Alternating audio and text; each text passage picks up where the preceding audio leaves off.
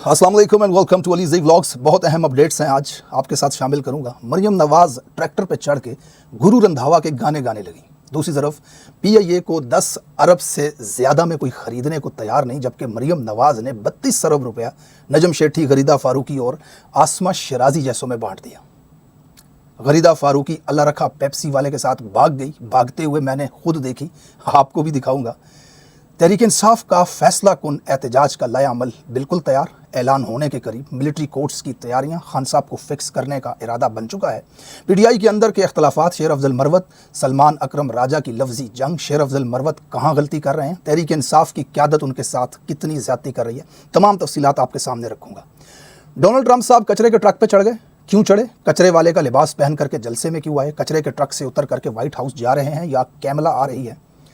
नवाज शरीफ इस वक्त 40 करोड़ सालाना की जो लॉबिंग फर्म हायर की है, वहाँ बैठ करके अपनी मर्ज़ी की चीज़ें पॉलिसी के अंदर शामिल करवाने की कोशिश कर रहा है, जबकि तहरीक इंसाफ की क़यादत डोनाल्ड ट्रंप के ख़ानदान से इस वक्त मुलाकातें कर रही है। दूसरी तरफ नताशा बाप बेटी की कातिल, रोड पर कुचल देने वाली औरत बाइज़्ज़त बरी हो गई। काजी फायज़ ईसा के सामने नारा लगाने वालों पर पर्चे हो गए। मोहसिन नकवी इतनी हैसियत और औकात रखता है कि वो लोगों के शनाख्ती कार्ड या पासपोर्ट ब्लॉक कर सके। तफसीलात आपके सामने रखूँगा। सबसे पहले बात करते हैं, मरियम नवाज़ ट्रक पे चढ़ी, तस्वीर आई हमेशा की तरह। कभी बगल में डंडा दबाए खड़ी होती है, ये पुलिस की वर्दी पहने, कभी ये ट्रैक्टर पे चढ़ी होती है। यही काम है, इसीलिए ये बनी है साइको औरत, आकर के सोशल मीडिया पे शोशे छोड़ने वाली। खुद ही किसी से ट्वीट करवाती है, गाना लगवा करके अपनी ट्वीट्स पे स्लोमो में वॉक करते हुए, फिर खुद ही उसको रीट्वीट करके लोगों को दिखाती है। कभी अपने नाते नातियों की वीडियोस जारी करती है, लोगों को दिखाते हुए कि शहर भर में मेरे पोस्टर्स लगे हुए हैं, देखो पंजाब की सड़कें मेरी तस्वीरों से सज चुकी हैं। कभी खान साहब फेरोज़ी रंग की शर्ट में वायरल होते हैं, तो ये नेल पॉलिश भी फेरोज़ी लगा करके, फेरोज़ी सूट पहन करके बाहर आ जाती है और ट्विटर पे लोगों को फेरोज़ी रंग के दिल सेंड करने लगती है। एहसास कमतरी का शिकार ये खातून इस तरह की हरकतें करती है। एक खातून ने, रेशम सलीम नामी खातून ने पोस्ट की तस्वीर इनकी ट्रैक्टर पे चढ़े हुए, ऊपर लिखा उलगदी पंजाब किया। उसको रीट्वीट करके लिखती हैं, तसही उलगदी पंजाब दिया। ये वज़ीर आला हैं पाकिस्तान के सबसे बड़े सूबे की। ये ओछापन, घटिया हरकतें, टिकटॉकरों वाली आदतें ये ट्विटर पे चल रही होती हैं। इस किस्म की नॉन सीरियस खातून, सनकी खिसकी हुई, इस वक्त पंजाब के सूबे की वज़ीर आला लगा दी गई हैं फॉर्म 47 के ज़रिए। ज़ाहिर है वोट तो किसी ने दिया नहीं, अल्लाह ताला पाकिस्तान के ऊपर रहम करे। और दूसरी तरफ इन्होंने ऐलान कर दिया है 3200 सहाफ़ियों को प्लाट्स दिए जाएंगे। 3200 सहाफ़ी, यानी कि सीधा सीधा लाहौर के अंदर प्लाट दे रही है ये। लाहौर के अंदर एक प्लाट जो है वो 1 करोड़ से ऊपर ही है, कम नहीं है। अब 1 करोड़ का प्लाट आप सीधा सीधा 3200 करोड़ यानी 32 अरब रुपए इसने फूंक दिए सहाफ़ियों के ऊपर। वजह क्या है कि ये सहाफ़ी फिर इस तरह का बयानिया बनाते हैं आकर के, इसकी ओछी हरकतों को भी सपोर्ट करते हैं। और आपने देखा होगा कि पिछले अरसे जिस तरह TV के ड्रामों के अदाकारों और इन्फ्लुएंसर्स को पैसे दे करके कैंपेन चलवाई गई थी मरियम नवाज़ की तारीफ़ों की, तो इसीलिए ये पैसे दिए जाते हैं। 3200 सहाफ़ियों को प्लॉट्स दिए जाएंगे ताकि इनके हक़ में बात की जाए, TV के ऊपर इनका बयानिया बनाया जाए। 32 अरब रुपए इनके पास हैं सहाफ़ियों को देने के लिए। अज़मा बुखारी की एक प्रेस रिलीज़ की कटिंग भी सामने आई है लोगों के, जिसमें वो कह रही है कि अब किसी को गिला नहीं होना चाहिए। हालांकि मुझे आपसे गिला ज़रूर है कि किसी भी चैनल को पैसों की कमी इस वक्त हमने नहीं होने दी, यानी कि अरबों रुपए इन्होंने चैनल्स को इश्तिहारात की सूरत में दे दी। ज़रा वीडियो देखें। तो एक्चुअली मैं इसको अपने साथ ज़्यादती समझती हूँ और ज़्यादती की एक लिमिट होती है, तो ये फिर मेरी बात धमकी में चली जाएगी। लेकिन ना करें, मेहरबानी करें। आपको जो हम इश्तिहारात की मद में, हम उसकी मद में हमने बहुत बड़ा फंड, बहुत ज़्यादा जो है वो हम इस वक्त कैंपेन्स के सिलसिले में, मैं नहीं समझती कि कोई मीडिया चैनल ऐसा है कि जिसको पैसों की कमी है। किसी को पैसों की कमी नहीं है।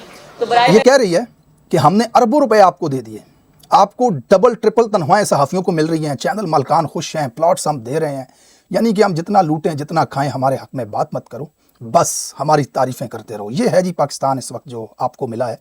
अनफॉर्चुनेटली हमारी बदकिस्मती, बहुत बहुत बड़ी बदकिस्मती कि हम पर वो लोग नाज़िल और मुसल्लत हैं कि जो बुरी तरह हमें नोच रहे हैं, गरीब के पैसे को उठा करके इस माफिया के अंदर रेवड़ियों की तरफ बांट रहे हैं।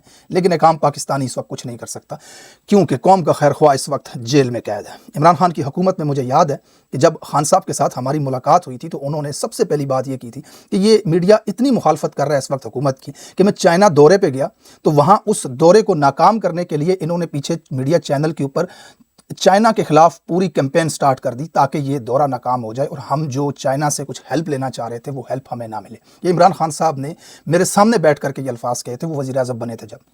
اور ایک سوال کا جواب جب انہوں نے دیا، ایک صحافی نے ان سے سوال پوچھا تھا کہ ہم آپ کے منسٹر سے کوئی معاملہ طے کرنا چاہتے ہیں تو وہ ہم سے رابطہ نہیں کرتے. پی ٹی آئی کے ایکٹیوسٹ نے ان سے سوال کیا تھا، تو خان صاحب کا جواب یہ تھا کہ اس وقت ہماری ٹیم 18 گھنٹے کام کر رہی ہے، تو ہو سکتا ہے کہ اگر وزیر مصروف ہے تو وہ نیکسٹ ڈے آپ کو جواب دے دے گا، آپ مائنڈ نہ کیا کریں اس چیز کو. اگر یہ اتنے ویلے ہوتے تو کوثار مارکیٹ میں بیٹھے آپ کو نظر آتے.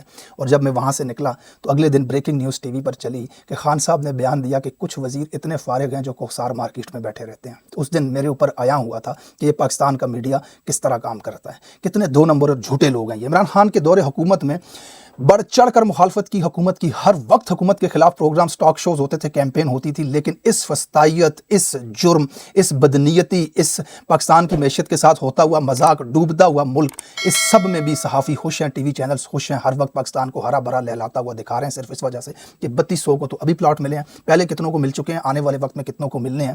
اور وزیر اطلاعات آ کر کے کہتی ہے کہ ہم نے بوریوں کا منہ کھول دیا ہے ٹی وی چینلز اور مالکانس کے لیے اور صحافیوں کے لیے. آپ میں سے کسی کو گلہ نہیں ہونا چاہیے کہ ہم نے آپ کو اتنے پیسے دے دیے. آپ کو یاد ہوگا کہ خان صاحب کے دور میں میڈیا چینلز کا اور خان صاحب کا حکومت کا ایک ہی تنازع تھا کہ اشتہارات کی جو رقم ہے وہ ہمیں دی جائے. بہرحال خان صاحب نے یہ کہا تھا کہ عوام کا پیسہ، قوم کا پیسہ میں تم لوگوں کو نہیں دوں گا، اپنی محنت سے پیسہ کماؤ، لوگوں کو خبر دو، لوگ انٹرسٹ لیں آپ کی خبر میں، آپ کے چینل کو دیکھیں، کریڈیبلٹی دکھاؤ، پھر اس کے اوپر اشتہارات سے جو پیسہ کمانے کا طریقہ ہے اسی طریقے سے آپ کماؤ. ظاہر سی بات ہے پاکستان کے اندر ان کی 4% مقبولیت نہیں رہ چکی، لوگ تو ان کو دیکھتے نہیں ہیں، اشتہارات ان کو ایسے ہی ملتے ہیں، تو پھر پیسہ کہاں سے کمائیں گے؟ یہیں سے کمائیں گے، حکومت سے لے کر کے. دوسری طرف جناب اگلی خبر آپ کے ساتھ شامل کروں گا. پی آئی اے بڈ کی گئی جناب، پی آئی اے کو بیچ رہے ہیں، یہ آہستہ آہستہ کر کے پورے پاکستان کو ہی بیچ رہے ہیں. اور پی آئی اے کی حالت ایسی ہو چکی ہے جیسے کباڑ ہوتا ہے، کوئی کباڑیا آ کر کے دیکھتا ہے آپ کا پرانا فریج، آپ کی پرانی ٹی وی، اور پھر اس کی قیمت لگاتا ہے. حکومت مانگ رہی تھی 85 ارب روپے، جبکہ صرف ایک بندہ وہاں پہ آیا جس نے کہا میں 10 ارب روپے دوں، 85 ارب اور 10 ارب. اور وہ بندہ جو تھا اس کی نہ پہلے ایئر لائن ہے، نہ اس نے کبھی ایئر لائن چلائی ہے، وہ ایک ہاؤسنگ سوسائٹی کا مالک ہے، ہاؤسنگ سوسائٹی کی وہ کمپنی ہے، اور وہ وہاں پہ آئی جہاز پی آئی اے کو خریدنے کے لیے، اور وہاں پہ وہ پوچھ رہی تھی حکومت سے کہ کیا پیسوں میں ہمارے پلاٹ فکس ہو جائیں گے، یعنی کہ کچھ پیسوں کے بدلے ہم پلاٹ دے دیں حکومت کو تو حکومت ہمیں یہ ایئر لائن دے دے گی. بہرحال حکومت کی بات نہیں بنی یہاں پر. اب اندازہ لگائیں آپ، airline Pakistan airline P I A 10 ارب روپے کی بک رہی ہے یار. اب دنیا کی ایئر لائنز کے بارے میں آپ دیکھیں نا، ٹرکش ایئر لائن کی قیمت ہے 3.5 کھرب روپے، ایمریٹس ایئر لائن 11.2 کھرب پاکستانی روپے، قطر ایئر ویز 6.3 کھرب پاکستانی روپے. کھرب 1000 ارب کا ایک کھرب ہوتا ہے بھائی. اب آپ اندازہ لگائیں پاکستانی صرف 10 ارب میں بک رہی ہے. یہ حال کر دیا ہے پاکستان کا انہوں نے. اور خریدنے والا کہہ رہا ہے کہ پلاٹ لے کر کے ایئر لائن دے دو. اللہ اکبر، پاکستان کو کہاں لے آئے ہیں. پاکستان اس وقت بالکل دیوالیہ ہونے کے دہانے پہ ہے. ہمیں انہوں نے 50 سال پیچھے کر دیا یار. یہ رجیم چینج کے بعد یہ جو 2 سال تھے نا، دو ہاتھوں سے اور پاؤں سے مل کر لوٹ رہے ہیں اس پاکستان کو. پوری کابینہ لوٹ رہی ہے، پورے کابینہ کا خاندان لوٹ رہا ہے، پورے کابینہ کے مظاہرے لوٹ رہے ہیں اس وقت پاکستان کو. کھا گئے، لے گئے، اڑا گئے، پاکستان کو لوٹ کر لے گئے. یہ حال کر دیا پی آئی اے کو بیچ کر. یہ 10 ارب روپے 85 مانگ رہے ہیں، وہ 10 دے رہا ہے، تو بیچ میں کہیں ڈیل بن جائے 25-30 میں تو وہ پیسے لے کر کے یہ بھاگ جائیں. یہی کر رہے ہیں پاکستان کے ساتھ. اچھا، یہی پی آئی اے عمران خان صاحب کے دور میں کہاں پر تھی؟ ذرا آپ اس پوسٹ کو دیکھ کر کے اندازہ لگا لیں. یہ عمران خان صاحب کے دور مئی 19 2022 کی پوسٹ ہے. اس میں عمران خان صاحب پی آئی اے کے بارے میں دنیا کو کیا بتا رہے ہیں. National carrier P I A is on its way to revive its past glory. 43% growth اور 76% جو اس کا لاس تھا اس کو ریڈیوس کر دیا گیا تھا. آسٹریلیا تک یہ فلائی کرنے لگی تھی اور بہت جلد امریکہ کے لیے ڈائریکٹ فلائٹ اس کی لانچ ہونے والی تھی. پی آئی اے دنیا میں اپنا مقام بنا رہا تھا، لیکن جب سے یہ قاتل، چور، مفرور، ڈاکو، بگوڑے آ کر کے پاکستان پہ بیٹھے ہیں، ایک ایئر لائن اس وقت 10 ارب روپے میں بک رہی ہے. یار پاکستان کہاں پہنچ گیا یار. اس حال میں لے کر کے آ گئے ہیں پاکستان کو کہ ایئر لائن 10 ارب روپے کی بھی ہوتی ہے، نیشنل لیول کی ایئر لائن. یہ حال ہو گیا پاکستان کا. بہرحال غریدہ فاروقی آپ کو دکھا دوں اللہ رکھا پیپسی کے ساتھ بھاگتے ہوئے. غریدہ فاروقی کی سوشل میڈیا پہ ایک ویڈیو وائرل ہو رہی ہے، لوگ اس پہ بڑا طنز و مذاق کر رہے ہیں. ذرا اس چھوٹے سے کلپ کو دیکھیں پھر اس کے بعد بات کرتے ہیں. غریدہ زلفوں والی جانے جہاں ہم سفر پلیز میرا مستانہ سری لنکا. ان جیسے لوگوں کو ٹی وی پہ سکرینیں دی جاتی ہیں، ہاتھ میں مائک دیا جاتا ہے اور اخبار کے پنوں پہ جگہ دی جاتی ہے. قوم کو حقائق بتائیں، حکومت کی غلط پالیسیوں پر تنقید کریں، ظلم کے خلاف مزاحمت کریں. یہ ہوتا ہے نا صحافت. یہ ایک ایسا پیشہ تھا جسے دنیا میں عزت وقار کی نظر سے دیکھا جاتا تھا. یہ ٹیلی ویژن کی سکرینوں پہ بیٹھ کے ہماری نسل کو بتاتی ہیں بہتر پاکستان کیسا ہونا چاہیے، یہ کریکٹر ہے ان کا، یہ کردار ہے ان کا، یہ چیزیں یہ کر رہے ہوتے ہیں، مسخرے، نمونے، شغل، یہ اللہ رکھا پیپسی کے ساتھ دوڑ گئی۔ تو دیکھ سوچا آپ کو ویڈیو دکھا دوں، ویلاگ میں آپ بور نہ ہو جائیں، کافی لمبا ہو گیا ویلاگ۔ بہرحال آگے چلتے ہیں جی، 27ویں ترمیم کی اس وقت تیاری دوبارہ لے کر کے آنا چاہ رہے ہیں۔ 26ویں ترمیم میں جو کامیابی نہیں ہو سکی تھی، کچھ تو جلدی بہت تھی کیونکہ قاضی جا رہا تھا، اس سے پہلے معاملہ ایسا کرنا تھا کہ اپنا جج لے کر کے آنا تھا، تو باقی چیزیں چھوڑ کر کے ایک چیز کے اوپر فوکس کروا کے جلدی جلدی میں اسے کروا دیا۔ باقی جو مقاصد ہیں اس میں حاصل نہیں ہو سکے، اس کو اب 27ویں ترمیم کے ذریعے حاصل کرنے۔ پھر سے وہ قاضی نے جو رستہ کھولا ایوان کے اندر منڈیاں لگنے کا، لوگوں کی بہنوں بیٹیوں کو اٹھایا جانے کا، جس کی مثالیں ابھی آپ کے سامنے آ رہی ہیں کہ کس طرح اسلام آباد میں ایک 9 سال کی بچی کو زدوکوب کیا گیا، ایک 9-11 مہینے کے بچے کو اٹھا کر کے نیچے پھینکا گیا، کیسے ان کی ماں کے پاؤں کے اوپر پاؤں رکھ کر کے کہا گیا کہ اپنے شوہر کو کال کرو اور یہاں بلاؤ، ہم نے اسے اغوا کرنا ہے اور اس سے ووٹ لینا ہے۔ یہ فسطائیت دوبارہ سے شروع ہو رہی ہے 27ویں ترمیم کے لیے، اور پی ٹی آئی کا یہاں پر بڑا زبردست جو آیا ہے لائحہ عمل، وہ یہ ہے کہ ہم آخری اور فائنل احتجاج کی کال دے رہے ہیں، نہ صرف کارکنان بلکہ پورے پاکستان کو ہم اس کے اندر دعوت دیتے ہیں۔ اس سلسلے میں علی امین گنڈاپور کا ایک بہت اہم بیان ہے، اس نے کہا کہ یا تو احتجاج میں مقصد کو کامیاب کر کے لائیں گے، اور اگر مقصد میں کامیاب نہ ہوئے تو ہمارے جنازے پڑھا دینا۔ علی امین کا جو بہت ہی اہم بیان ہے، اب اس کے اوپر وہ کتنا عمل کرتے ہیں، کیونکہ ان کے بہت سارے بیانات ایسے بھی ہوتے ہیں کہ جو صرف بیانات ہی ہوتے ہیں، لیکن ایک دفعہ 2 دفعہ وہ ہمیں نکلتے ہوئے بھی نظر آئے، انہوں نے احتجاج کی کوشش بھی کی، اور بعد میں اینڈ کے اوپر وہ جو مس ایڈونچر ہوا وہ سب آپ کے سامنے ہے، اس ڈیٹیل میں ہم نہیں جاتے۔ لیکن اب جو آخری احتجاج کی جو بات ہو رہی ہے، اس کے اندر پوری پی ٹی آئی کی جتنی بھی جماعت ہے وہ شامل ہے۔ دوسری طرف شیر افضل مروت کے ساتھ اس وقت معاملہ بڑا خراب ہو رہا ہے۔ شیر افضل مروت کا میں نے بیان سنا، صدیق اعظمی کے ساتھ انٹرویو کر رہے تھے، تو انہوں نے کہا کہ بھائی میں لولے لنگڑے احتجاج کے اندر شامل نہیں ہوں گا، مجھے احتجاج کی ذمہ داری دی جانی چاہیے، احتجاجی کمیٹی کے اندر میں ہونا چاہیے ہوں۔ دیکھیں، آپ عمران خان کے کارکن اپنے آپ کو کہتے ہیں، تو آپ کو اگر ذمہ داری دی جائے یا نہ دی جائے، آپ بحیثیت کارکن اس کے اندر شامل ہوں، اپنا حصہ آپ ڈالیں۔ دوسرا ان کا ایک بیان آیا جس میں انہوں نے ایک صحافی کو انٹرویو دیتے ہوئے کہا کہ میں نے حامد خان گروپ کو ووٹ نہیں دیا تھا صرف اس وجہ سے کہ حامد خان میرے ساتھ بہت ضد بخیلی کرتا ہے، میرے ساتھ جلتا ہے، میرے ساتھ تو سینکڑوں وکیل ہیں، اور پھر بھی میں نے ووٹ نہیں دیا۔ کس لیے کہ مجھے حامد خان پسند نہیں ہے۔ تو مطلب گوگی آپ نے جوگی ہیں، آپ اپنے ذاتی انا کو پارٹی کے مفاد کے اوپر ترجیح دیتے ہیں کہ آپ کو اگر حامد خان پسند نہیں تو آپ نے ووٹ نہیں دیا ان کو۔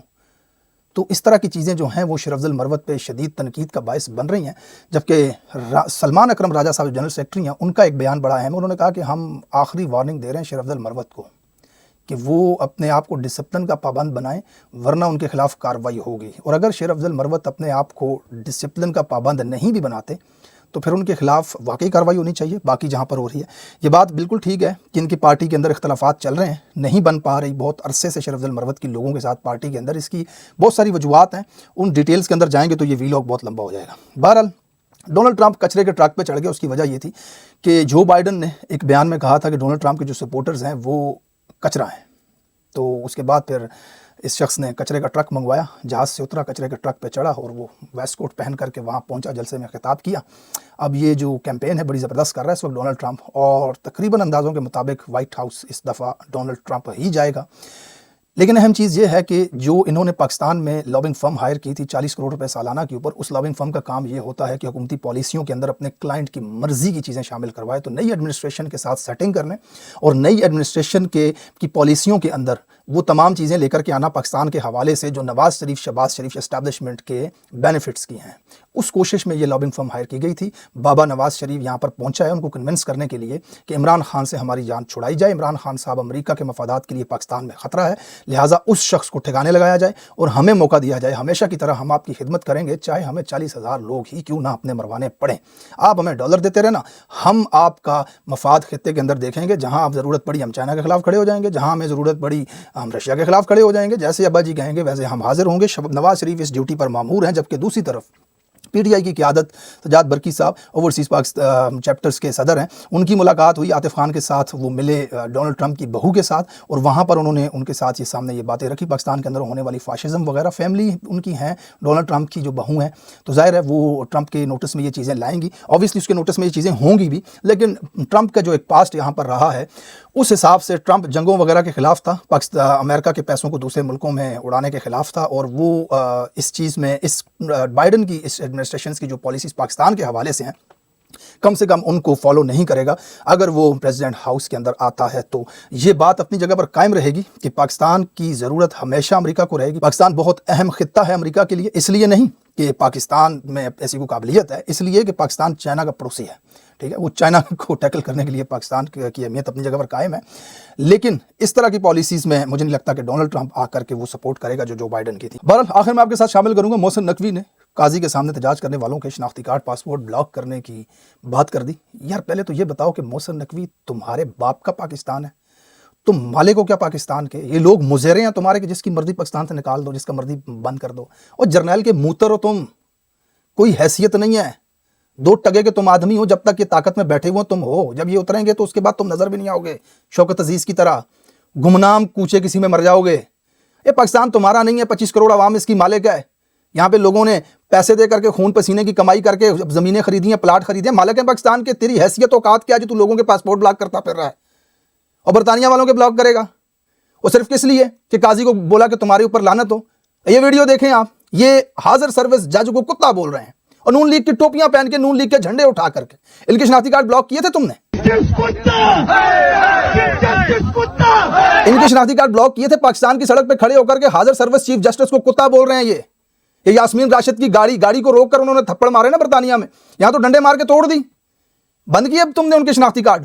اور تو اور عمران خان صاحب کو گربان سے پکڑ کر کے گھسیٹا گیا۔ عمران خان، ہوش کر، جھٹک سر کو پہچان، عمران خان کے گربان پہ ہاتھ ڈالا گیا۔ کتنوں کے شناختی کارڈ بلاک ہوئے؟ اور قاضی کیا بیچتا ہے عمران خان کے سامنے؟ عمران خان صاحب سے بڑے باپ کا بیٹا ہے قاضی، حیثیت اوقات کیا ہے اس کی؟ پاکستان کا غدار، آئین کا غدار، قرآن کے حلف کا غدار، قوم کا دشمن۔ یہاں محسن پاکستان عمران خان کے اوپر گولیاں چلا دی گئیں، ایف آئی آر تک درج نہیں ہو رہی تھی، کتنوں کے بلاک کیے شناختی کارڈ تم نے؟ پاکستان کے اندر کوئی عمران خان سے بڑا نہیں ہے، اگر اس کی تذلیل کی جا سکتی ہے، اس کی بیوی کو جیل میں ڈالا جا سکتا ہے، اس کے اوپر گولیاں چلائی جا سکتی ہیں، اس کو گریبان سے پکڑ کے گھسیٹا جا سکتا ہے، تو ان کی ٹانگیں الٹی کر کے گلوں میں پٹے ڈال کے سڑکوں پہ گھسیٹنا چاہیے غدار دلالوں کو۔ تو بلاک کرے گا پاکستانیوں کے passport. Thank you so much for watching this vlog. اپنا بہت سارا خیال رکھیے گا، ملتے ہیں اپنے اگلے ویلاگ میں۔ اللہ حافظ۔